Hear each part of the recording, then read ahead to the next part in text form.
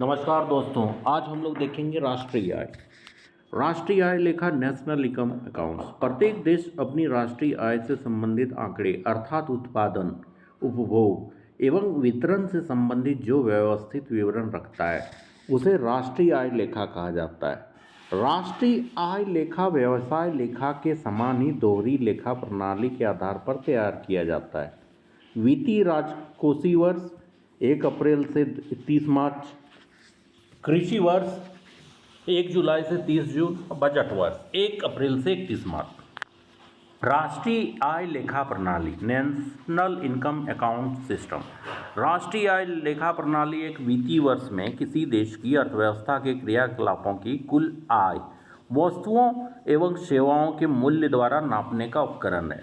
इस प्रणाली द्वारा राष्ट्रीय आय से संबंधित आंकड़े इस प्रकार व्यवस्थित एवं संकलित किए जाते हैं कि लेखों के परस्पर संबंध तथा लेखों की संरचना से विभिन्न क्षेत्रों के परस्पर संबंध को सरलता से समझा जा सके। वास्तव में राष्ट्रीय आय लेखा प्रणाली व्यापारिक लेखा प्रणाली के नियमों और सिद्धांतों को राष्ट्रीय आय तथा उससे संबंधित समूहों की गणना करने में लागू करने का प्रयत्न करती है।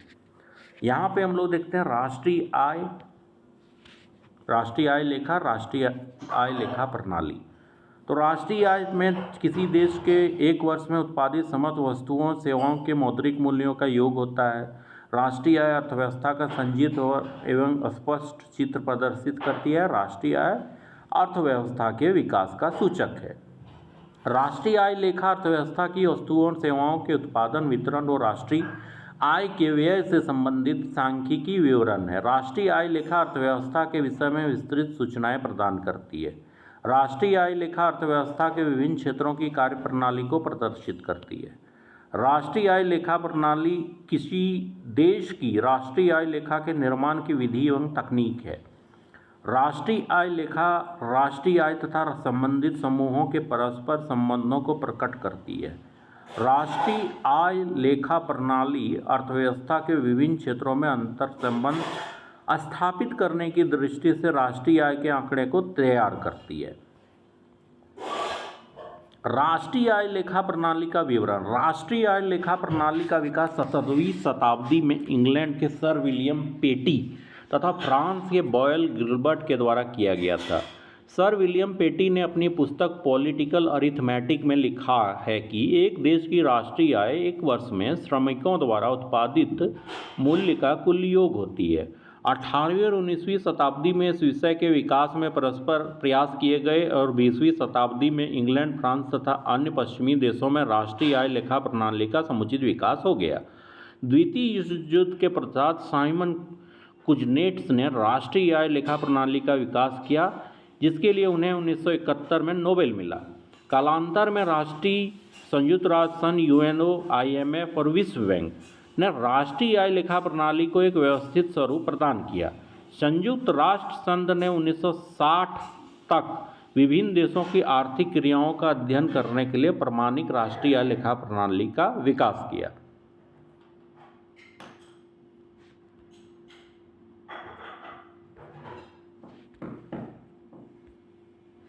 नेशनल इनकम किसी भी देश के उपलब्ध आर्थिक संसाधनों के समुचित उपयोग तथा लोगों को मिलने वाले आर्थिक कल्याण के विषय में पता लगाने के लिए राष्ट्रीय आय एवं उत्पादन का अध्ययन किया जाता है। किसी भी अर्थव्यवस्था में एक वर्ष के दौरान उत्पादित अंतिम वस्तुओं तथा सेवाओं के मूल्य राष्ट्रीय नेशनल इनकम कहलाता है। इसमें विदेशों से अर्जित शुद्ध आय भी शामिल होती है। वास्तव में राष्ट्रीय आय किसी अर्थव्यवस्था में वस्तुओं तथा सेवाओं के प्रवाह की माप है। अतः राष्ट्रीय आय एक प्रवाह है, फ्लो है, न कि स्टॉक संग्रह। भारत में राष्ट्रीय आय के आंकड़े वित्तीय वर्ष 1 अप्रैल से 31 मार्च पर आधारित होते हैं। भारत में सांख्यिकी विभाग के अंतर्गत केंद्रीय सांख्यिकी कार्यालय CSO राष्ट्रीय आय के आकलन एवं प्रकाशन के लिए उत्तरदायी है। इस कार्य में राष्ट्रीय प्रतिदर्श सर्वेक्षण NSSO केंद्रीय सांख्यिकी कार्यालय की सहायता करता है। नेशनल इनकम को अगर देखा जाए तो राष्ट्रीय आय उपभोग प्लस व्यय प्लस निवेश व्यय, सरकारी व्यय माइनस मशीनों की घिसावट का व्यय प्लस निर्यात एवं आयात के मूल्यों का अंतर। तो यहाँ पे C + I + G - D + X - M। राष्ट्रीय उत्पाद नेशनल प्रोडक्ट किसी देश के नागरिकों द्वारा एक निश्चित समयावधि में उत्पादित अंतिम वस्तुओं तथा सेवाओं का मौद्रिक मूल्य राष्ट्रीय उत्पाद कहलाता है। एनपी इक्वल टू PQ, जहाँ P वस्तुओं सेवाओं की मात्रा और Q उत्पादन का मूल्य है। राष्ट्रीय आय तथा राष्ट्रीय उत्पाद में अंतर। राष्ट्रीय उत्पाद मात्रक अवधारणा है, जबकि राष्ट्रीय आय गुणात्मक अवधारणा है। राष्ट्रीय उत्पाद स्टॉक से संबंधित है, वहीं राष्ट्रीय आय प्रवाह फ्लो से संबंधित है। स्टॉक और फ्लो। स्टॉक से अभिप्राय समय के किसी निश्चित बिंदु पर एक चर वेरिएबल मूल्य से है। यह एक स्थैतिक अवधारणा है। स्टॉक का समयकाल निश्चित नहीं होता है, इसे समय के किसी निश्चित बिंदु पर मापा जाता है। स्टॉक प्रवाह को प्रभावित करता है। पूंजी का स्टॉक जितना अधिक होता है, वस्तुओं तथा सेवाओं का प्रवाह भी उतना अधिक होता है। उदाहरण राष्ट्रीय संपत्ति, श्रम बल, पूंजी, बैंक जमाएं इत्यादि, प्रवाह आदि। फ्लो। प्रवाह से अभिप्राय समय की एक अवधि के दौरान एक चर के मूल्यों से। यह एक गतिशील अवधारणा है। प्रवाह का समयकाल निश्चित होता है, इसे प्रति घंटा, प्रति माह, प्रति वर्ष में मापा जाता है। प्रवाह स्टॉक को प्रभावित करता है। आय का प्रवाह जितना अधिक होता है, लोगों के पास धन का स्टॉक भी उतना ही अधिक होता है। उदाहरण राष्ट्रीय आय, मुद्रा का व्यय, पूंजी निर्माण। 1931-32 में V.K.R.V. राव ने सर्वप्रथम वैज्ञानिक विधि साइंटिफिक मेथड से राष्ट्रीय आय की गणना की तथा राष्ट्रीय आय लेखा प्रणाली का प्रतिपादन किया। इसी कारण राव को राष्ट्रीय आय लेखा प्रणाली का जनक माना जाता है। सर्वप्रथम राष्ट्रीय आय की गणना का प्रयास दादा भाई नौरोजी 1863 में किया। अपनी पुस्तक poverty and British rule in India में उन्होंने प्रति व्यक्ति आय 20 रुपये बताई थी।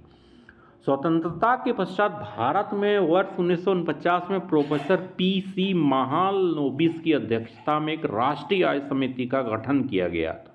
इसी समिति की अनुशंसा पर राष्ट्रीय आय लेखा प्रणाली की संरचना का निर्माण हुआ तथा केंद्रीय सांख्यिकी कार्यालय CSO की स्थापना की गई। वर्ष 1954 में स्थापना की घोषणा के बाद केंद्रीय सांख्यिकी संगठन अप्रैल 1955 में कार्य करना प्रारंभ कर दिया।